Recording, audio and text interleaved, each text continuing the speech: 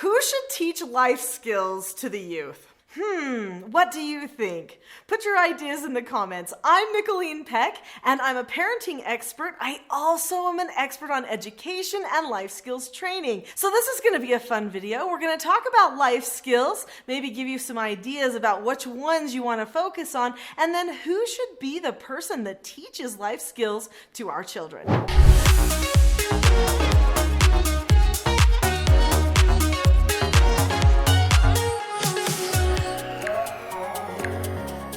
People talk about life skills training all the time. In fact, we innately know that there are so many life skills that a person needs in order to become a successful adult. And we also know that society is not doing a good job at teaching life skills. Sure, they might teach a person how to text.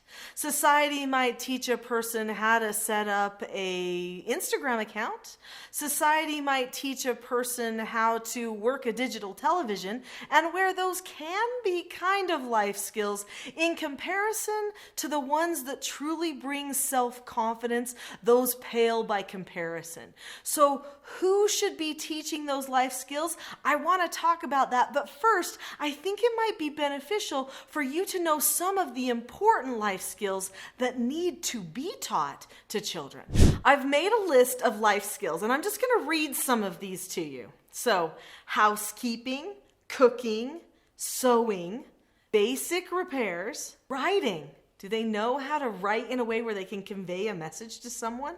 Public speaking, reading and extracting information, effective communication, stepping out of their comfort zone, tech skills, how to research something or find real answers, or do they just watch the news? News is not a good research source. Emergency preparedness, that covers a lot of areas. Growing food, first aid, how to read a map. You know, in our age of GPS and Siri and everybody else, do we even teach how to read maps anymore? Or an analog clock? Car maintenance? Paying bills? Building a resume? Applying for a job? Budgeting? How to make money? Organizational skills? Understanding values, priorities, morals, self-awareness? How to focus? Etiquette? How to vote? Listening, relationship skills, expressing gratitude like writing thank you cards, problem solving, and emotional intelligence. These are just a few of the life skills that children need to learn in order to become productive, happy adults who feel confident in their own abilities to navigate the adult world. Who do you think is the best person to teach adult life skills to children? Do you think it's the school? Well, maybe they help. You know, hopefully they're working on reading, but truly, when you're reading those little books for 30 minutes every night, it's really you that's teaching the reading. And public speaking, they don't do a great job there unless they take a speech or a debate class. What about the media or friends or neighbors? Do they do a good job at teaching life skills? They might teach some.